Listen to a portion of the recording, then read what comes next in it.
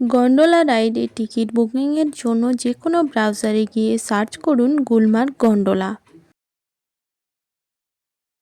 তারপর এই ওয়েবসাইটটি ক্লিক করবেন। এই পেজটা ওপেন হবে। এখানে দেখবেন গন্ডোলা বুকিংয়ের অপশান রয়েছে। এই ট্যাবে গিয়ে গুলমার্গ গন্ডোলাতে ক্লিক করবেন। করার পর এই পেজটি ওপেন হবে। ফেজ 1 সিলেক্ট করবেন। যেদিন যাবেন সেদিনের ডেট দিয়ে দিন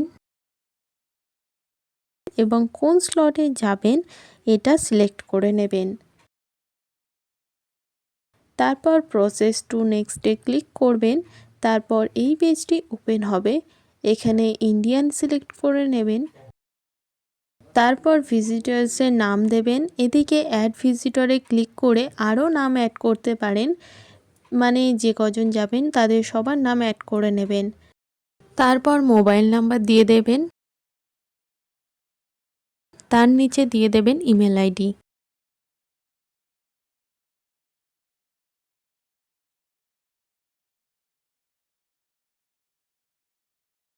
এখানে route, tickets, visit date, amount সব কিছু দেওয়া আছে, এগুলো আপনারা দেখে নেবেন। নিচে দেখবেন পেমেন্ট করার জায়গা রয়েছে। এখানে প্রসেস টু পেতে ক্লিক করে পেমেন্ট করে দিলেই টিকিট বুকিং হয়ে যাবে। এরপর যদি ফেজ 2 এর টিকিট কাটতে চান আগের প্রসেসেই ফেজ 2 সিলেক্ট করে নেবেন। এদিকে ডেট টাইম দিয়ে দেবেন। ফেজ 1-এ যে স্লটটা দিয়েছেন ফেজ 2-তে পরের স্লটটা সিলেক্ট করবেন।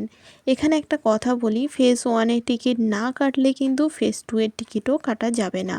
ফেজ 1-এর কনফার্ম টিকিট হয়ে থাকলে এখানে টিক দিয়ে দেবেন। নিচে ফেজ 1 টিকিটের যে ট্রানজ্যাকশন আইডিটা এখানে দিয়ে দিতে হবে। তারপর আগের প্রসেসেই যেমনভাবে টিকিট কেটে নিয়েছিলেন সেভাবে টিকিট কেটে নেবেন। পেমেন্ট করার পর আপনাদের টিকিট যদি পিডিএফে ডাউনলোড না হয় তাহলে ওয়েবসাইটে গিয়ে রিসেন্ট বুকিংয়ে যাবেন। এখানে ফেজ 1 বা ফেজ 2 যে টিকিটটা এখানে চান ডাউনলোড করতে সেটা সিলেক্ট করে নেবেন। তারপর visit date, mobile number, email ID দেবেন। এখানে I am not a robot tick দিয়ে দেবেন। তারপর সাবমিট করবেন। এখান থেকে আপনাদের টিকিট পিডিএফে ডাউনলোড হয়ে যাবে।